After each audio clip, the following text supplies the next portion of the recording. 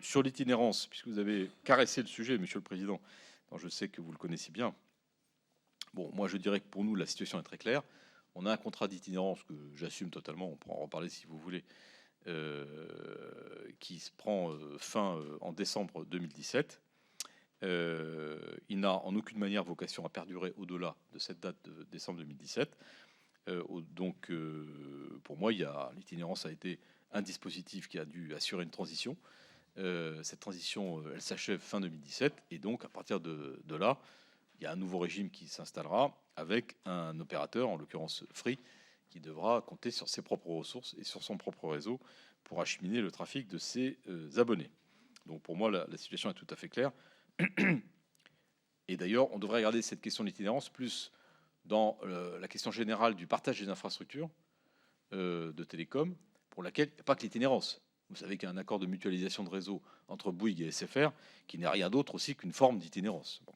Donc voilà, ne singularisons peut-être pas trop le débat là-dessus, parce que au fond, c'est un sujet qui concerne un peu tout le monde.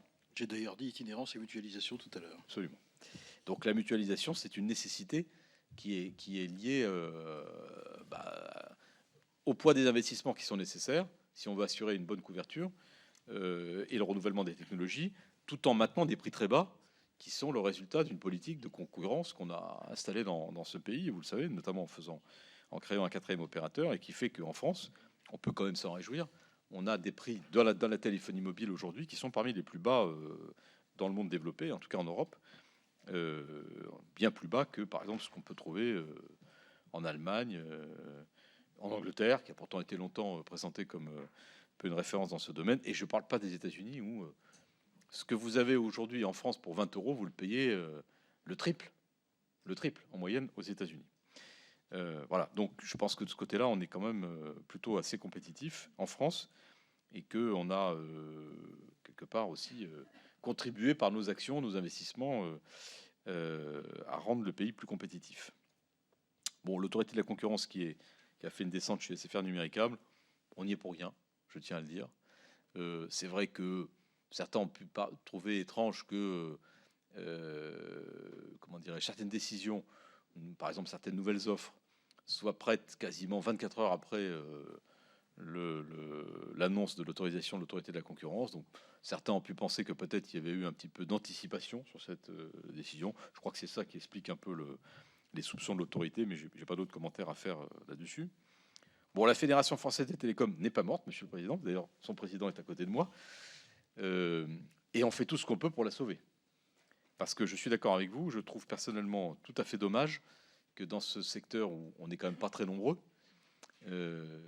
et pourtant on est face à des problématiques d'intérêt général très fortes, on soit pas foutu, excusez-moi, de trouver le minimum de ressources qu'il faut pour faire fonctionner cette fédération. Nous, on a toujours fait notre devoir, Bouygues aussi. Free a toujours pratiqué la politique de la chaise vide, et jusqu'à maintenant, le système tenait avec SFR. Le nouveau propriétaire de SFR a trouvé que c'était une dépense inutile. On essaie de le convaincre malgré tout de revenir sur cette décision. Peut-être Pierre pour en dire un mot, mais on n'a pas baissé les bras et on a bien l'intention quand même de tout faire pour maintenir en vie la fédération qui porte quand même des projets importants. Je pense là aussi pour l'intérêt général. On appelle ça la fédération de l'itinérance et de la mutualisation. Peut-être que du coup il y aurait tout le monde. Peut-être, mais c'est alors le nouveau propriétaire de SFR m'a dit à qui j'en parlais récemment, me dit oh bah oui mais alors moi je croyais que la FFT c'était la Fédération France Télécom. J'ai dit non, c'est pas ça. Donc voilà, c'est pour vous dire qu'il faut corriger. Faut corriger quand même quelques préjugés peut-être là-dessus. Mais enfin, on ne désespère pas d'y arriver.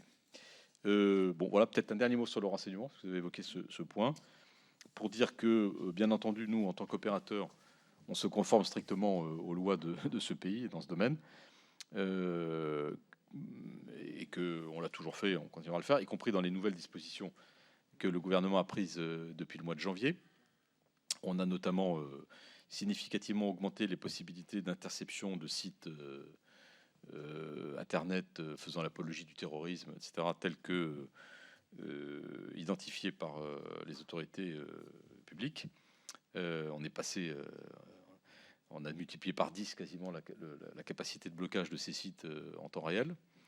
Il reste que, je le rappelle quand même, On est dans le grand bain de l'Internet, et dans le grand bain de l'Internet, il y a certes les opérateurs comme nous, mais il y a surtout des acteurs énormes qui sont en amont, qui sont les réseaux sociaux, qui sont Google, pour ne pas le citer, et que donc imaginer un dispositif de renseignement qui ne traite pas ces acteurs massifs dans ce domaine, c'est un peu illusoire, à mon avis. Donc ça pose plus le problème des relations entre l'Europe, d'ailleurs, parce que c'est pas un sujet uniquement français, et ces grands acteurs de l'Internet américain, mais peut-être c'est un sujet aussi sur lequel vous voudrez revenir.